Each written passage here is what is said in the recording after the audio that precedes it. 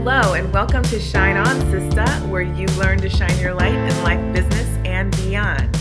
Okay, so the year's off to a great start. I know you've got your goals, I know you've got your ambitions, and you are just ready to hit the ground running, and I love that in you. Last week we talked about how to create the decade you desire. So you may have a 1-year plan, you may have a 5-year plan, you may have a 10-year plan dialed in. And I know if you're watching me or listening to my voice, then you're likely a very ambitious woman who is taking care of family and friends and community. And let's not forget your business or the business that you're looking to build.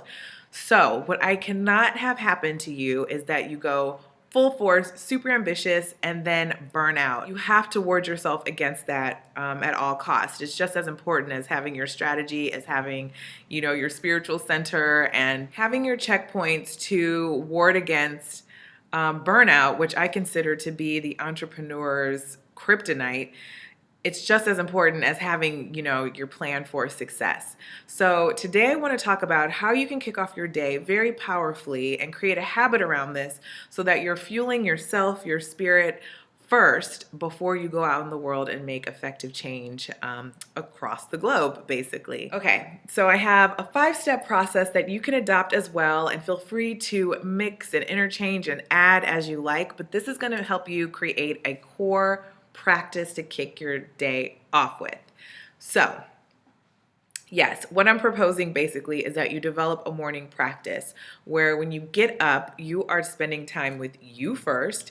You are getting clear on your goals, your intentions, your feelings. You're pouring into yourself. You're letting yourself know that you are worth it, you are worthy, you are enough.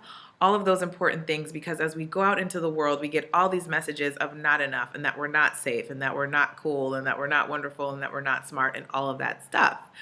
Also, really when we're talking about creating a soul-centered business, which is what I teach, you have to get those downloads. You have to connect with your higher self. You have to connect with spirit and get, what are you even up for the day? What are you meant for that week? What really needs to be your message moving forward? And that happens in the quiet of the morning before you've, again, gotten all those messages and all those demands and all those requests have been put on you. So the first part of your morning practice, I feel first should be silence. And so silence can look like prayer, it can look like meditation, it could look like devotion, it could look like visualization. It's where you get really quiet and just listen. This is the most sacred time ever, which is why I have taught myself to be a morning person, to get up, because there's nothing like the quiet of the morning. So when I lived in Ecuador for 3 years teaching business development to single mothers and orphan youth, I did a 10-day silent retreat. It was pretty incredible. And, we got up at 3 and 4 o'clock in the morning, which was brutal. However, that was the first time I think I've experienced the true quiet of the morning. And there is something different that you can tap into. So I know we all have different energies and modes. I used to be a night owl and a night person, but I have since trained myself to get up early because that morning time was so sacred.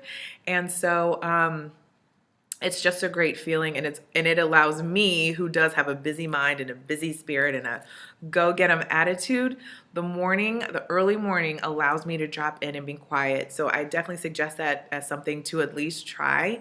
The other thing I find is that when I would be a late sleeper, then things would wake me up. Someone else needed me, the phone would ring, the demands, if you're a mama, then maybe the kids are waking you up. But that is a more frustrating way to start your day if you're being pulled into your day at the will of somebody else. So by waking up before everyone, you're at choice, and then again you get to have that time for yourself. So give it a try. However you connect and however you're able to get quiet, meditation, prayer, visualization, this is the time when you do step 1, which is silence. Okay, step number 2 would be script and or scribe. So in my estimation, scribing is more when you're writing out possibly the downloads you got. You're scribing what you received, any inspiration, anything that's coming up for you. while scripting is really you calling in something, right? You're scripting your ideal day. You're saying what you want to see or achieve, or you're setting those intentions. Either way, this is really the journaling section of your morning practice. And it's a great thing to do right after you're coming out of that silence. You're downloading, you're setting intentions, and again, it is very powerful when you're able to put pen to paper. For years, I've been someone who journals, and it used to be such a great practice just to get things out and to process things. However, when I would go back and look at my journals, I couldn't believe the wisdom that was there. It's so interesting to see when it's your handwriting and it's your words, but yet it is some other wisdom that has just come through. Or sometimes I would see how I totally predicted the future, whether I realized it at the time or not. So journaling is such a powerful exercise. So you want to script and scribe after you come out of your silent time alone. Another thing that you can do during your script and scribe journal time is write out affirmations. And the next step that I want to underscore is that you can also say those affirmations out loud. Your affirmations are the things that you want to call into, or that you want to be, or their intentions or mantras even that you carry throughout the day. So for example, I am whole, complete, and safe could be an affirmation that you say out loud. Anything that you want to be true, or that is the actual truth with a capital T, those are affirmations. When you say it out loud, you can just whisper it to yourself as you're reading what you wrote in your journal. You can do mirror work where you look in the mirror and you say, "You are smart, you are beautiful, and gosh darn it, people like you." I forgot what that actual SNL skit is, but really, I mean, that's a really positive affirmation. But say what you would say to your best friend, to yourself, as you're looking at yourself in the eye, in the mirror. It is a very powerful exercise. And again, the point is that you're pouring into yourself positively before you're getting inundated with all the messages and requests and demands of the world. So it is a very important step. So you want to say it out loud. Okay. The next step is really me struggling to find an S word, so I call it the scholastic moment. But this is really where you want to read. You want to have something that you read. So really, this kind of reading, I suggest it could be a quote book, it could be scripture, it could be just some kind of personal development book. But again, this is the time that we're taking to pour in positivity. And so you want something that is giving you messages of truth, of positivity, of possibility, of yumminess and goodness that fills your self-esteem and fills your spiritual cup. So it's not necessarily a how-to or to-do or even a fiction book, though if that does fill your cup and you need time to read, maybe since you've already taken this time in the morning to carve out time for yourself, you use it for that. But having your scholastic moment is a great thing to do after you've done all those other steps that I suggested. The final step that I suggest is to sweat, right? You want some movement, whether you're doing sun salutations in your living room, or maybe you go to a gym, or maybe you just walk around a lake or run a lake like I do in the mornings. Whatever, again, will help you get that going. And again, once you've been silent, you've scripted, you've read, you've poured into yourself, you've said your affirmations out loud, to go ahead and just get that in your body by moving around, and then all of those endorphins that are released. You can see how you're then really setting your day off for success. And so instead of being woken up, pouring yourself some coffee and just slogging it through the day, this is a way more intentional way to start your morning. Now, a lot of questions I get is, how long does this need to be? How long does each step need to be? Which is a great question.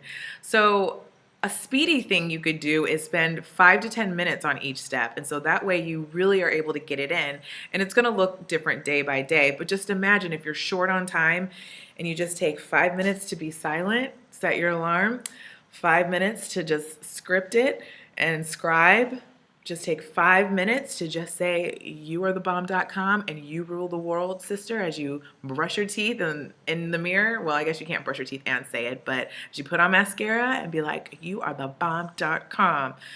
5 minutes, and then just read some quotes that fill your spirit, and do a little bit of a stretch or sun salutation, and you can do that and be done. Or you can take half hour for each step, and again, it'll vary.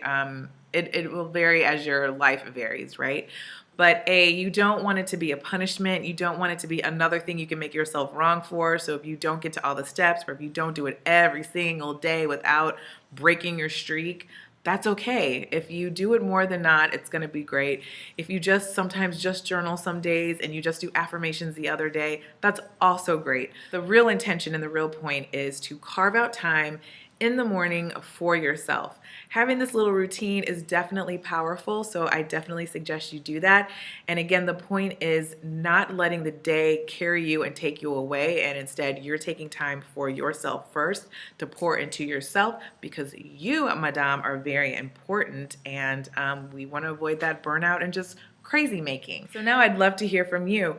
Do you already do something like this already? Did you used to and you got away from it, but now you're going to get back to it because now it's the beginning of the year and it's a great time to get started?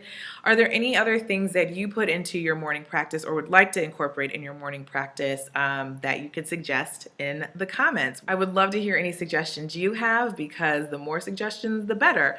That way we can all create our ideal morning practice that fits our lives and our spirits perfectly. So start your day with intention, get that morning practice going, and shine on, sister.